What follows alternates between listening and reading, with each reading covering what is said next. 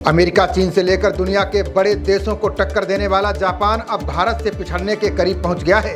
कई रिपोर्टों के अनुसार अगले साल भारत की अर्थव्यवस्था जापान को पीछे छोड़ देगी।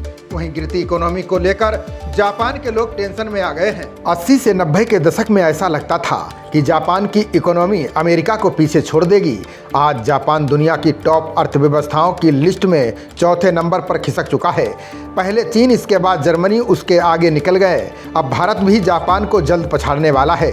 IMF का कहना है कि 2025 में डॉलर टर्म में नॉमिनल GDP के आधार पर भारत दुनिया की चौथी बड़ी इकोनॉमी बन जाएगा। भारत की इकोनॉमी का साइज 4.1 ट्रिलियन डॉलर से 4.34 ट्रिलियन डॉलर पहुंच जाएगा।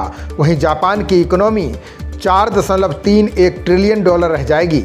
बता दें कि 2010 तक जापान दुनिया की दूसरी सबसे बड़ी इकोनॉमी था। केवल अमेरिका ही उससे आगे था। अब जापान 5वें नंबर पर खिसकने वाला है। इन अनुमानों से जापान के लोगों में काफ़ी गुस्सा है। IMF रिपोर्ट की नीति पर नीति आयोग के पूर्व CEO अमिताभ कांत ने बड़ी टिप्पणी की। उन्होंने कहा कि हमने 2022 में ब्रिटेन को पीछे छोड़ दिया था, अब जापान की बारी है। GST कलेक्शन में रिकॉर्ड उछाल, नियंत्रित महंगाई और GDP के 8% की रफ्तार से आगे जाने के चलते भारत जल्द ही जापान से आगे निकल जाएगा। मौजूदा समय का आकलन करें तो आज भारत की इकोनॉमी जहां रॉकेट की स्पीड से बढ़ रही है, वहीं जापान बमुश्किल से मंदी से बचा है। फोर्ब्स के मुताबिक अमेरिका 27 ट्रिलियन डॉलर के साथ दुनिया की सबसे बड़ी इकोनॉमी है। चीन 18 ट्रिलियन डॉलर के साथ इस लिस्ट में दूसरे नंबर पर है। यूरोप की सबसे बड़ी इकोनॉमी वाला देश जर्मनी इस लिस्ट में तीसरे नंबर पर है। उसकी इकोनॉमी का साइज 4.73 ट्रिलियन डॉलर है। जापान 4.2 ट्रिलियन डॉलर के साथ दुनिया की चौथी बड़ी इकोनॉमी है। भारत 4.1 ट्रिलियन डॉलर के साथ इस लिस्ट में 5वें नंबर पर है।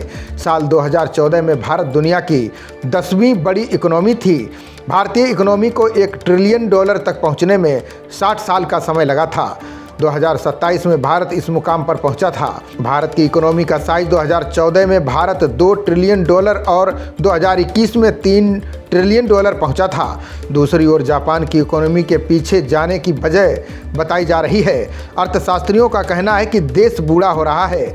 लोग डिजिटलाइजेशन और कई डेवलपमेंट प्रोग्राम का विरोध करते हैं। साथ ही सरकार में बैठे लोग भी पुराने तौर तरीके पसंद करते हैं। इसके अलावा कोविड-19 महामारी और रूस यूक्रेन युद्ध ने भी जापानी इकोनॉमी पर बुरा असर डाला है। OECD की रिपोर्ट के अनुसार जापान की ग्रोथ दर 0.5% रहने का अनुमान है। वहीं जापान के लिए उसकी करेंसी येन में गिरावट सबसे बड़ी समस्या है। डॉलर के मुकाबले येन में हाल ही में काफ़ी गिरावट आई है। ये 50 साल के न्यूनतम स्तर पर है।